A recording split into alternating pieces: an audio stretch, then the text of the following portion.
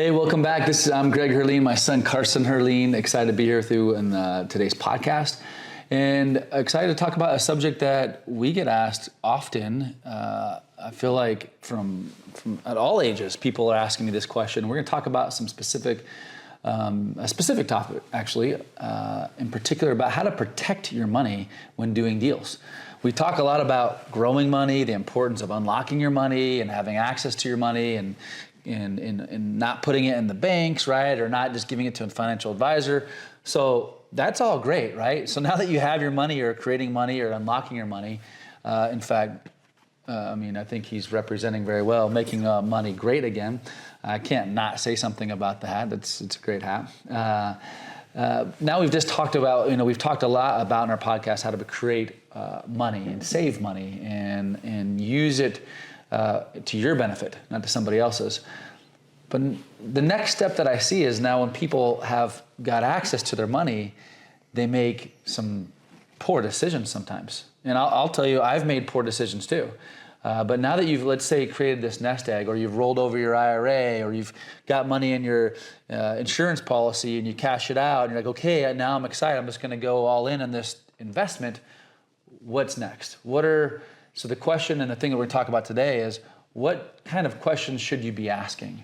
What kind of processes or things that you should be doing to protect your money before you just, send it out to somebody? Yeah. And so we've both been through, I've probably been 100 times, probably 100 times more than you, but I would say you've done more in the last 2 years than any other 22-year-old that I know. And maybe more than any 30-year-old that I know as well. You're doing a lot of different deals, and you've been burned. I know, because we've talked about it. I've definitely been burned. And so we're just going to talk about some things to look out for and things to do, in fact, when you are going to invest your money. And hopefully you get some feedback and some good content and education on this as you look at your next deal. So to start off, Carson, do you want to, I know you probably have a couple different examples, but do you want to just share some of the things that are important to you, especially now after you've done some deals, when you're doing due diligence, what you look for? Now, this could also be for not only real estate, but also could apply to partnering in a new business. And so we'll talk about that as well. But Carson, you want to start off with a couple things that you look for when you first decide that you think you might want to invest in something? Yes. So I have a lot of thoughts with this, but I think I want to break it down to the foundation before we go deeper. Okay. Because there's all kinds of deals you can do, partnerships you can do, like you mentioned, and we can go into documentation, we can go into collateral and how you're secured in the investments. But before you even dive into any of that, why are we investing in the first place? Why are you choosing the investments or the partners that you're choosing? That's the first thing you need to understand. There's all kinds of real estate deals you could do. I was just on the phone just now with someone who's helping me buy turnkey rental, long-term rentals. I do BRRRRs. I've done flips. There's all kinds of deals. I've done syndications. Why are you doing what type of investment, and what is the purpose of it for you? Are you looking for more passive income because of your situation with work? Are you looking for more of a active investment you can be a part of? Are you looking for something you can just lend your money and not ever worry about it and just get paid equity on it? Like, what are you looking for, and why is the first thing you should be thinking about before you get into anything else? And so once you understand what that why is, then you can make a decision on, okay, now that I know that's the type of deal I want because that's the return I want for me, how can I find the best deal that fits that mold? And so for me, that's all those different types of deals. And for a lot of people, it's a lot of kinds. Sometimes it's just one. But for specifically what I'm doing, I'm looking for property or for investments that are mainly in real estate. I don't care about crypto. I don't care about stocks. I don't care about the new AI software thing, which, by the way, we should talk about that, because someone came up to me yesterday and said they have a AI software that you're going to think this is hilarious. You know how AI software can track different stocks and they can trade stocks for you like a bot and it can do whatever returns? Mm-hmm. They found a way to make a software, and I'm going on a tangent right now, but they showed a software that can look at all the sports betting books and find the most probable one to happen, and they go all in on those investments on the sports betting, and the software apparently never loses. And this lady's been doing it for like 6 months and is making like thousands of dollars every month from her bot trading. Don't tell me about that. Yeah, Because I like a little bit of sports betting. I have slowed it down a little bit, but that would probably get me excited. She was telling me about it, and she invested like $100,000, making $9,000 a month. Yeah. I'm like, this is a Ponzi scheme. I'm not gonna get my hands in this.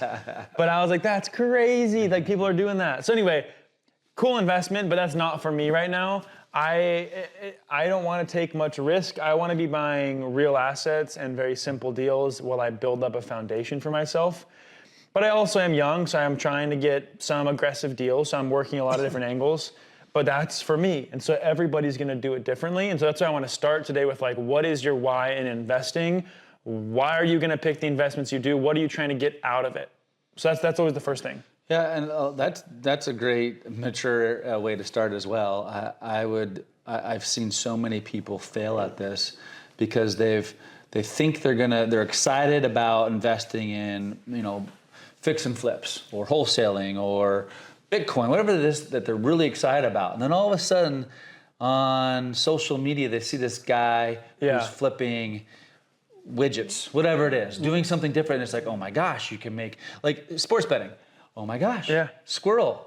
I'm going to go after this sports betting, opportunity. It's not even what you were really planning on doing. So I think that's a great place to start is, whatever you understand and have some knowledge in and want to learn more about, focus on that. And I think one of the biggest issues I had when I was your age is I got distracted so easily about the next opportunity. And even at my age, like I remember a year ago, I invested in a game, a brand new game. It's at $1 billion valuation.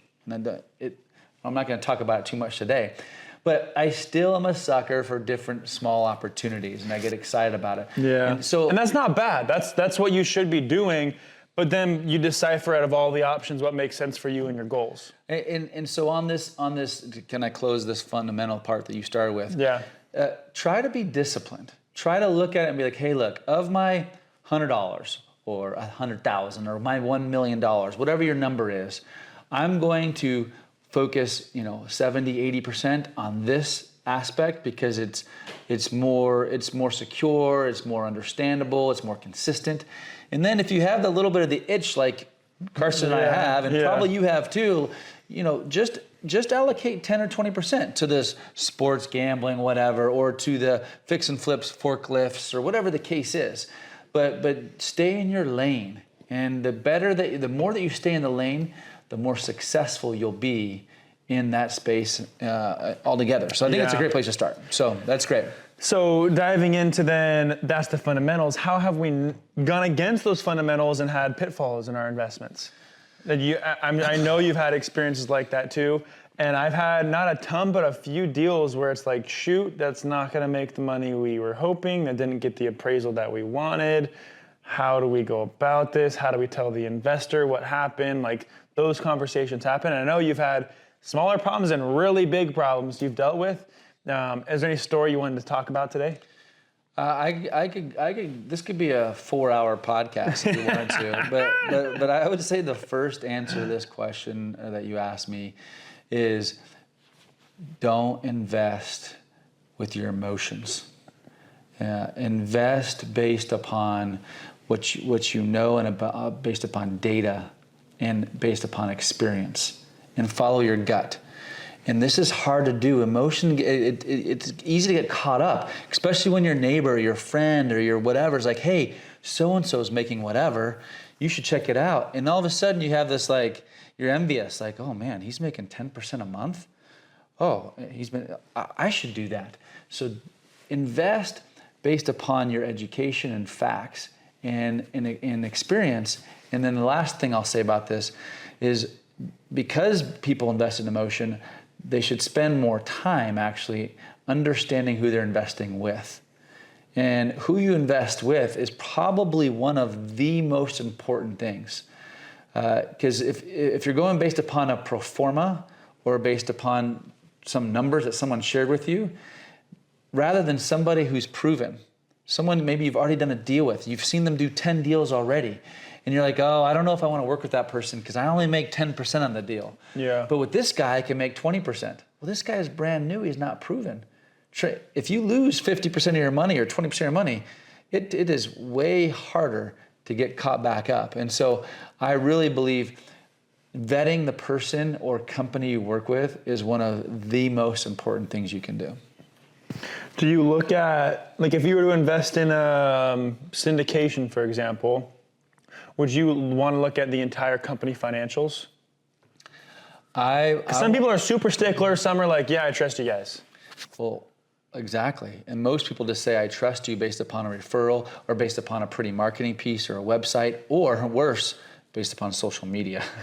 And so what my recommendations are is ask hard questions. Think about it. Wait. Anything that has to be done right away, I'd run away from, in my opinion. Because from my experience, and something I've always said for a long time now is, no is not final and yes is. What does that mean? Once you say yes, if you pitched me on a deal today, it's like, yes, I'm in. I'm in. Yeah. And it's final. But no is not final. And I like saying no because if I pass on the deal you share with me today, I guarantee next week you will have another deal for me. There's always another deal. Don't feel like you have to do a deal because it's the last deal or the best deal that's going to happen. Don't rush. Go slow, sleep on it, and make good decisions. And so, I would yes, ask for financials. I would ask for past performances. I would then do some due diligence, find out where they invested. Oh, they said they did these last deals. Go to the county recorder's office. See if those numbers match up and those appraisals match up.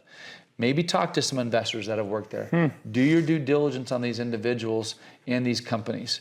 And don't get too hyped up and emotional about the numbers. I've never seen a perform the way it's been provided, ever. Not my own performance. Yeah. A performa is a hypothetical, and in my opinion, a best case scenario. Now, sure, some things do incredible, but I would say don't invest based upon a hypothetical performa. That's a great advice. So for people who are looking to do more deals and they know what they're going to buy, what they're going to invest in, what are the first questions they should ask if they don't know anything about the deal?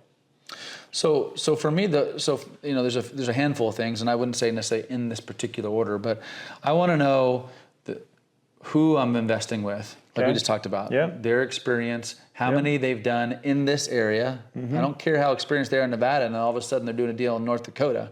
I want to know about deals in that city. I want to know specifically what the politics are of that city, meaning how long is the permitting when it comes to real estate? How long is that process going to take? Like I would never do a construction deal in California. California will take years and years just to get approval. One of the questions I ask when I'm lending is, am I lending in a judicial or non-judicial state? Now, what does that mean? Yeah, what does that mean? So in a judicial state compared to a non-judicial state, it's more friendly to a lender when you are lending in a non-judicial state. What does that mean? That means, let's say that we are in a judicial state and you lend me money on a real estate deal and I default. I stop making payments. Well, in the judicial states, a lot of these are pro the owner, not the lender. So they allow me then to file bankruptcy, and bankruptcy could go 1 or 2 years. My LLC, by the way, not me personally, but the LLC that you lent to could file bankruptcy, drag it along, could take 1 or 2 years to get through the process before the courts say, okay, Carson, you are the lender and you're owed some money. Non-judicial states, like in Nevada, are very much faster. They're expeditious. So what happens when you default on a loan in Nevada, you can get through that process and they're pro-lender, not pro-owner, where you can get default, foreclose, get your money back within 60, 90 days or 120 days. Those kind of little things that people don't understand could be a game changer when you're investing in different states. Can you look up what states do that? You can Google it. Easy? Easy. You can just Google it. Some states have a little bit of both, and so you got to do your own due diligence.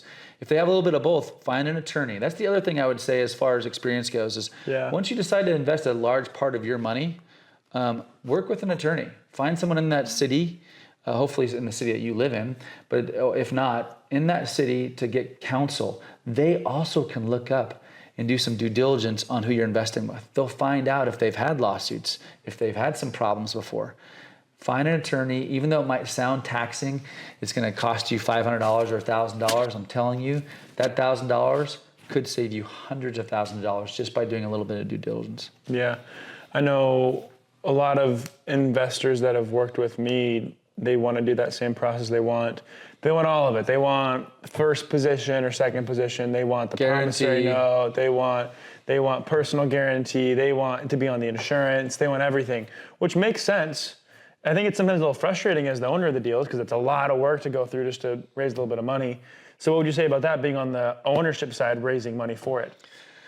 So what I'll share about that is in the beginning, when I first started my business, it was the same way. As I basically had to give them not only a lien on the property when they had lent to me, I had to give them ownership, high interest rates. I had to give them a personal guarantee. And those things change with experience. Meaning after you flip a deal 3 or 4 or 5 times for the same investor, now you've built this credibility and trust. And so now you'd be like, hey, look, I've made you enough money. I'm not going to personally guarantee this next deal. And so a lot of times your investor, in this case, will be okay with that because now you've proven yourself. So in the beginning, when you're borrowing money or partnering with somebody, you might have to give them a lot more information or a lot more skin or collateral. And as an investor, my recommendation is ask for everything in the beginning, as much as you can. Now, you might not get it, but ask for personal guarantees. Ask for a lien or a deed on the property. Ask for maybe higher terms. Ask for the world. You might not get all of it, but getting all those things and having an attorney structure all of it, I think is really important. That's good. Somebody reached out to me from your team, Alex. He reached out to me 2 days ago and was like, hey, did he tell you? He was actually here yesterday. He told me he called you. Yeah. He was first-time real estate investor, and he was like, hey, I have this property that I found is going under foreclosure. I want to buy it. What are all the questions that I should ask the guy selling it? Like, fantastic. So he had some great questions, but the first thing I told him to go ask was, when is it foreclosing? When's it going to go to auction? Because can you even buy it right now? Yeah. Because I think people think, oh, here's a deal. I'm going to get it. It's like, well, no, wait, there's a lot more that goes into that than that. Who even knows if you can get it? And so that was interesting to me because he wanted to know all the different steps, and then he went back with all the questions to the person selling the house, and then he got all the right information, and now he has a decision to then go buy. He has all the information he needs, but I think a lot of people are in that same scenario where they're like, oh, I'm going to get it. It's a great deal, but they don't come back and sit down and ask all the right questions, which is what you were just talking about, asking the right questions, getting everything you can from them, and getting the safety involved in the deal to then go be comfortable to invest. And so for me personally, when I'm doing future investments, that's what I'm looking more for. And maybe we could talk about the deal in the cabin in Tennessee I was talking about, but this is a deal I want to do. And I have a lot of questions over if this deal would work or why I should not do this type of deal, even as the owner of the opportunity. And I think a lot of people are asking about that too. So we've had this discussion before. Maybe bring up these same questions we talked about beforehand. But essentially, it's a land I want to purchase, this beautiful cabin I want to build, and I want to Airbnb it out. I think all the numbers make sense to do so. But it's in a market I've never bought before. It's with a contractor I've never worked with before. And I don't live nearby. It'd be a hassle for me to go over there. And I've never bought there, so I don't know if the appraisals will be what I want them to be. Or the market is as cool as I expect it to be. And so those were the comeback or the things you came back to me with that I should think about before I purchase and proceed on that project.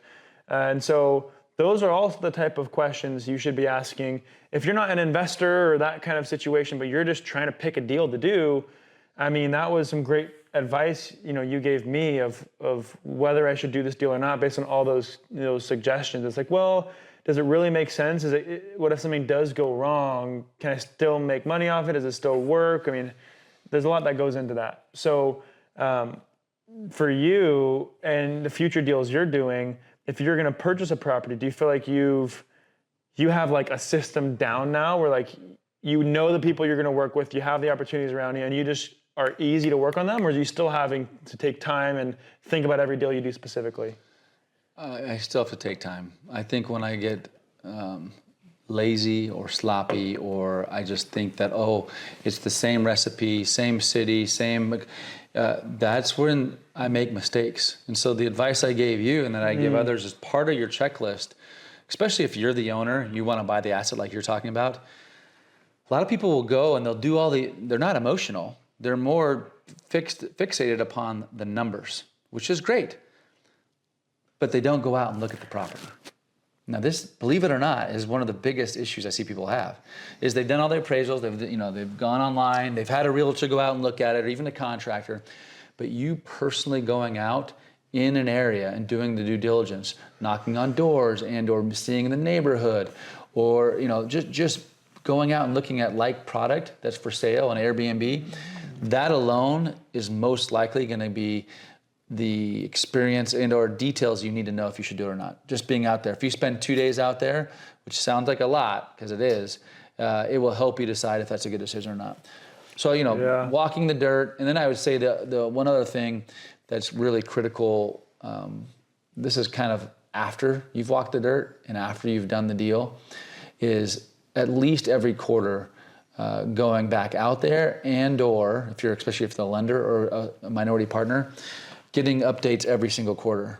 I think one of the biggest issues I've had is I've put trust in maybe partners who were supposed to do that and they didn't do it. And all of a sudden a year or two goes down, it's supposed to be a 3-year deal, and we go look at it a year and a half later, there's been no follow-up and we find out not much has happened. So now this 3-year deal turns into a 5-year deal. And I think if you stay on top of your investments, ask questions every month or every quarter, get updates, pictures, etc., those kind of things keep people accountable. That's some good thoughts too. So those of you who are doing deals or buying properties yourself, are investing in lending in deals, there's a lot of different things we just talked about, we've experienced, we're working on, we're still doing. You guys should start taking into account as well. And if you do have questions about each of these deals you're trying to find out and see if they're right for you, ask us. We'll give you our feedback if they make sense or what questions we'd maybe ask about them. So we're here to just provide value in whatever way we can. So if you guys have questions, reach out. But those are some great thoughts about how to do deals, not to, what to look into for it. So you provide a value for me too here, so I appreciate it. We always end our podcasts with what we call sweet, sour, and service. Which as a family we do frequently, where we just talk about some sweets of the week, some sours, and some way we served. And so we always like to end our podcast with that as well. And so, any other thoughts before we do that? No, I think this is great. Hopefully this is helpful. I actually just pulled up my phone because there was something that Jess sent me today that I really resonated with. So this is maybe more of a kind of a little bit of a message, but a sweet for me. Is I always talk about, and you correct me if I'm wrong, as a father, the importance of creating experiences in this life, more than things, and just having, doing fun things together. And Jess sent me this quote today. It said, the business of life is the acquisition of memories. So that's cool. I feel like, creating experiences is really my focus. People ask me, what are you up to? What's going on? And I feel like almost everything I do, but partly because it gives me joy, it's my why. This is not for everybody, but my why is seeing and experiencing things with my kids and my loved ones and friends, and also their joy. Like to be able to see the joy when one of my kids is excited about a wave they caught or a ball that they caught or something is pretty exciting. So I'd say one of my sweets, sorry, that was a tangent, but this quote I thought of, I wanted to share cool. today. One of the sweets was last night, seeing Cole get that one-handed grab. Did you see the video, by the way? I didn't. I've got the video now, but Cole Sr. Caught this ball that probably was really uncatchable. So that was really fun. And then, just being there was a good time. So that was one of the sweets.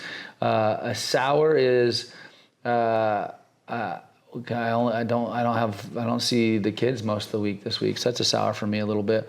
And a service, Man, I feel like I know a good service actually is I went surfing this week and ran into a guy that I met a while ago, and he's works with people with addiction problems, and he asked if I'd support their addiction recovery group, and I committed to helping them out with that. So that happened in the last couple of days. So Well, that's cool. That's awesome. Those are all great. I don't know how to add to that. My suite's not going to be as good. Yeah, This week, man, I had a really, really busy week this week with work, which was awesome, a sweet for me. I feel like some weeks are slower, some are busy, and this was a really busy week. I feel like I did a lot and was very productive, so that felt really good. And sour, also having so much work that I'm almost like stressed and anxious about having to get so much done, which is great.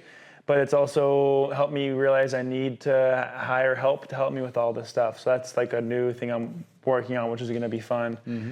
And another way of building and growing, which is going to be really cool this upcoming year. But service then, I'm trying to think of a good service. I mean, yesterday I picked up my little brother from basketball practice and took him to the game.